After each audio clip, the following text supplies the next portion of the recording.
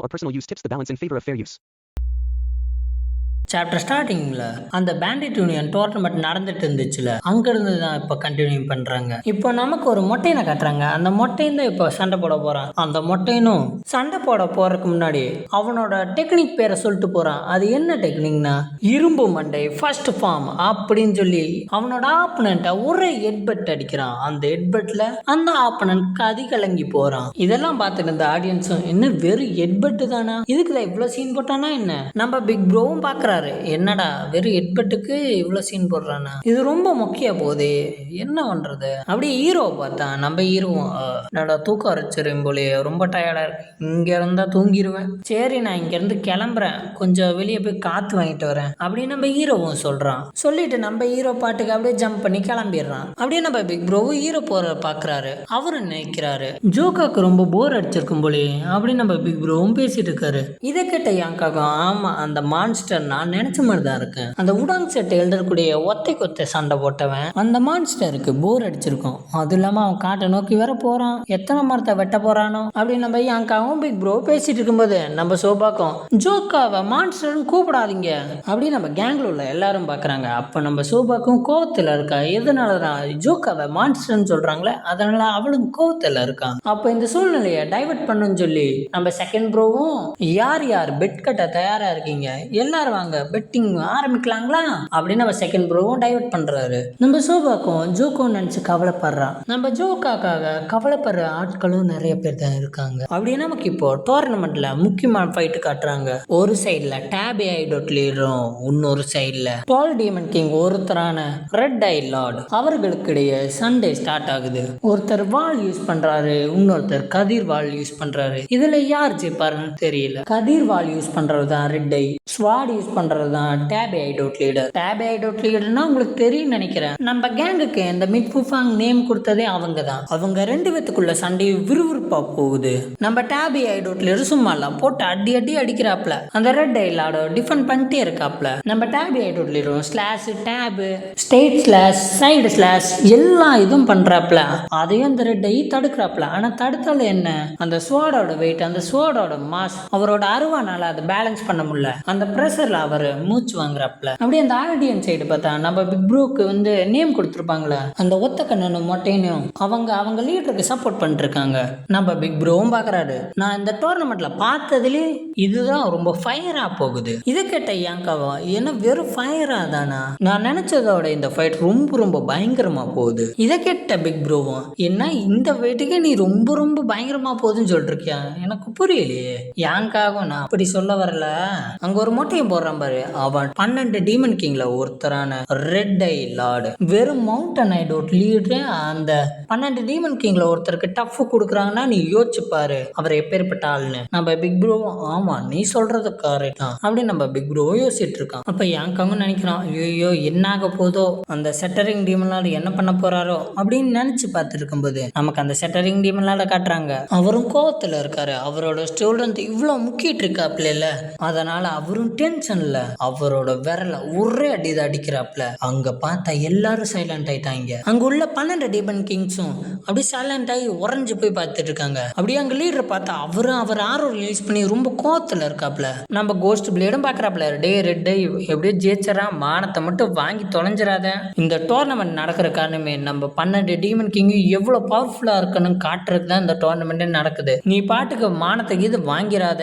நம்ம மாஸ்டரோட பனிஷ்மெண்ட் எல்லாம் உனக்கு தெரியும் நினைக்கிற, உன்னை மட்டும் பனிஷ் பண்ண மாட்டாங்க எங்களையும் சேர்த்து பனிஷ்மெண்ட் பண்ணுவாங்க, அதனால ஜெயிச்சிடறாடி. அங்க ஸ்டேஜ்ல பார்த்தா அந்த ரெட் ஐயும் நல்லா மூச்சு இழுத்து விட்டுட்டு நான் ரொம்ப வார்ம் அப் பண்ணிட்டேன், இப்ப இதோட முடிச்சிடலாமா அப்படின்னு சொல்லி அவனோட ஆறாவை ரிலீஸ் பண்ணிட்டு இருக்கான். சாரி கைஸ், அதுக்கு ஆறாலாம் ஜின்மு மட்டும் தான் ரிலீஸ் பண்ணுவான், அவர் நார்மல் பீப்புளே கிடையாது. சரி ரூட் எங்கேயோ போதே நம்ம கதையை பார்ப்போம். அந்த 12 டீமன் கிங்ல ஒருத்தனான அந்த ரெட் ஐ லார்டும் எவன் ஸ்லாஷிங் டீமன் லார்ட் கத்து கொடுத்த மார்ஷியல் ஆர்ட்ஸை யூஸ் பண்றான். அது ஒரு செர்பண்ட் அட்டாக், அந்த குண்டை யூஸ் பண்ணியிருப்பான்ல அதே மாதிரி அட்டாக் தான். ஆனா இந்த செர்பண்ட் அட்டாக் ஒரு 10 ஸ்னேக் வந்து அட்டாக் பண்ணா எப்படி இருக்கும் அந்த மாதிரி அட்டாக் பண்ணுது.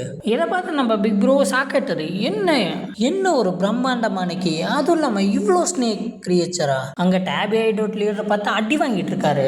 அந்த டேபி ஐடோட் சேர்ந்த ஒத்த கண்ணனும் லீடர் பார்த்து அங்க இருந்து தள்ளி போங்க அப்படின்னு அந்த ஒருத்தங்கன்னு சொல்றான். அப்ப ஏன்க்கா ஒன்று சொல்றான், அது என்னன்னா, எனக்கு தெரியும் 12 டீமன் கிங்ஸ் எல்லாம் பவர்ஃபுல் தான், ஆனால் அந்த டேப் ஐடோட் லீடர் ஸ்ட்ராங்கு தான். ஒரு மவுண்டன் ஐடோட்ல இருந்து வந்தவன் இவ்வளோ டஃப் கொடுக்கறதே அதிசயம்தான். ஆனால் என்ன பண்றது, இந்த 12 டீமன் கிங்ஸுக்கெல்லாம் குருவான ஹெவன் ஸ்லாஷிங் டீமன் லாடாச்சு, அவரோட டிசபிள் எல்லாம் ஸ்ட்ராங்கா தான் இருப்பாங்க. அப்போ அவங்க சண்டையை பார்த்தா ரெட் ஐ தான் ஜெயிக்கிற மாதிரி இருக்கு. அந்த மேட்ச் அப்படியே ஒன் சைடா மாறிடுச்சு. அங்க மேல உள்ள டீமன் லாட் எல்லாம் பாக்குறாங்க, நம்ம தான் ஜெயிக்க போறோம்னா அவங்க சந்தோஷத்துல இருக்காங்க. அப்படியே ரெட் ஐயோ ஒரு பிளாஸ்ட் கொடுக்குறான், அதோட அந்த மேட்ச் முடிஞ்சு.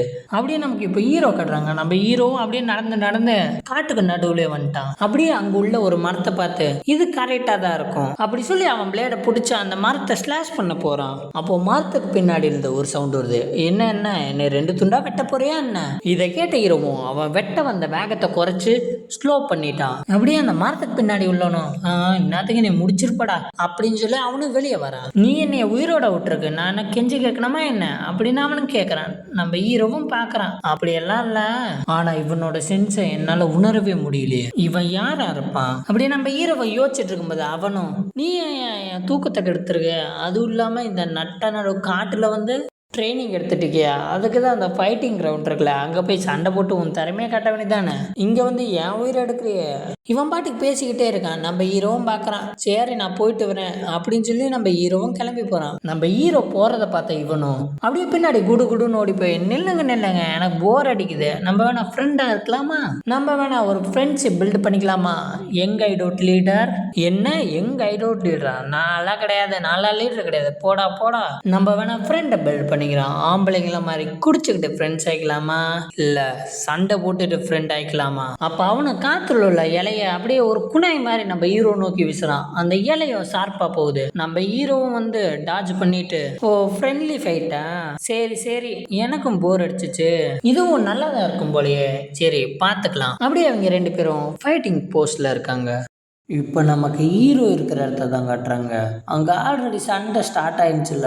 நம்ம ஹீரோவும் எதிரில் உள்ளவனை பார்த்து நீ லீஃபை வச்சு ஒரு பசனைய ஆஃபா வெட்டிடுவியா என்ன அப்படின்னு கேட்குறான். இதை கேட்டவனா அப்படியெல்லாம் இல்லையே, அப்படியெல்லாம் ஒன்று இருக்கா என்ன, சம்மந்தம்லாம் பேசிட்டு இருக்க, உன் கேள்விக்கெல்லாம் பதில் வேணும்னா உன்னோட ஆர்த்தடாக்ஸ் கிட்டே கேட்டுக்கோ. அப்படியே சண்டே ஸ்டார்ட் ஆகுது. அவன் தான் ஃபர்ஸ்ட் மூவ் பண்ணுறது. அவனும் அவனோட லீஃப் எல்லாம் வச்சு ஒரு அட்டாக் பண்ணுறான். பிளைட்டில் பேட்டல் அப்படின்னு சொல்லி அந்த அட்டாக்கை ரிலீஸ் பண்றான். அந்த அட்டாக் ஒரு சூறாவளி கணக்கா அந்த லீஃப் எல்லாம் ஒரு கத்தி மாதிரி ஆக்கி நம்ம ஹீரோ நோக்கி வருது. நீ தான் அந்த பர்சனா இல்லையான்னு பார்த்துருவோம் அப்படின்னு சொல்லி அந்த அட்டாக்கை நோக்கி அவன் போறான். அப்படியே அந்த பிளேடை வச்சு அவன் சுத்தி சுத்தி சுத்தி அவன் ஒரு சீல்டு மாதிரி ஆக்கி அந்த அட்டாக்கே வந்து கேன்சல் பண்ணிட்டான். இதை பார்த்து அவனு இதுக்கு எப்படி வாய்ப்பு இருக்கு, இவன் இவ்வளவு வேகமா நகர்றானே, இந்த மாதிரி ஸ்பீடு எல்லாம் டீமன் ஜெனரல்னால தானே முடியும். அப்படியே இவனை இதை பத்தி யோசிச்சுட்டு இருக்கும்போது நம்ம ஹீரோ அந்த அட்டாக்கை கேன்சல் பண்ண போறான். ஒரே நார்மல் ஸ்ட்ரைக் அந்த அட்டாக் கேன்சல் ஆகி போச்சு.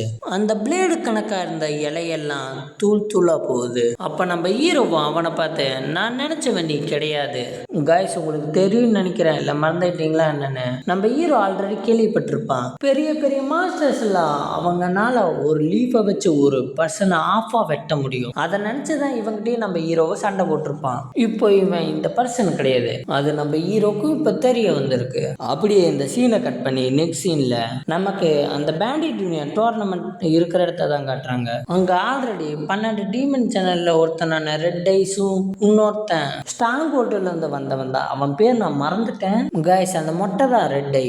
அப்ப அவனு சொல்றான், என்னோட மாஸ்டர் நான் எப்பயும் தலை குனிய விட மாட்டேன். இதை கிட்ட ஆடியன்ஸோ டீமன் ஜெனரல் அப்படின்னு சொல்லி ஆறாவரம் பண்ணிருக்கீங்க. நம்ம மொட்டையினும் கெத்தான் நின்றுருக்கேன், என்ன மேட்சை முடிச்சலாமா என்ன.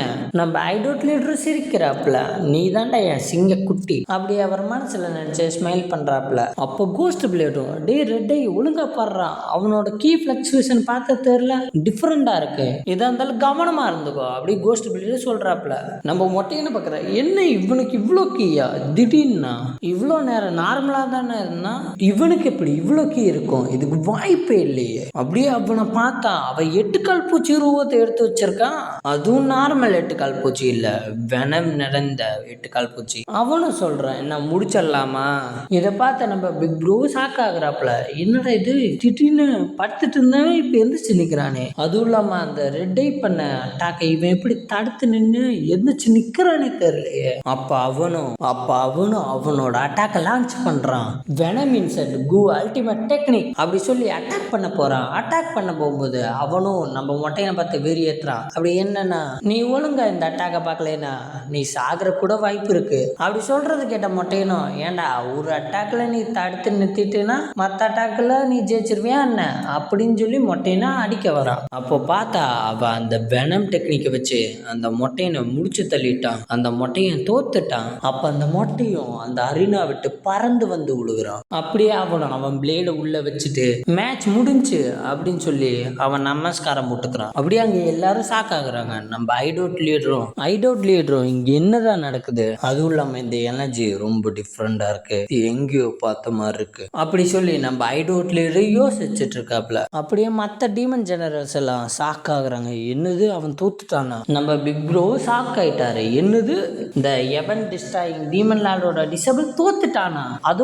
அதுவும் ஒரு பேர் தெரியாத ஸ்ட்ராங் ஹோல்டர் சீஃப் கிட்ட தோத்துட்டாங்களா? பின்னாடி உள்ள யாங்காவும் ஒன்னு சொல்றாப்ல, நல்ல வேலை அட்டாக் எல்லாம் வைட்டல் பாயிண்ட்ல படவே இல்லை, அவன் தப்பிச்சுட்டான், அவன் இன்னும் உயிரோட தான் இருப்பான், அதெல்லாம் இருக்கட்டும், ஆனா இவனோட மார்ஷியல் ஆர்ட்ஸ் நான் எங்கேயும் பார்த்ததில்லை. அப்படியே அங்க ஒரு 4 பேர் சிரிக்கிறாங்க. அதோட இந்த சாப்டர் முடியுது.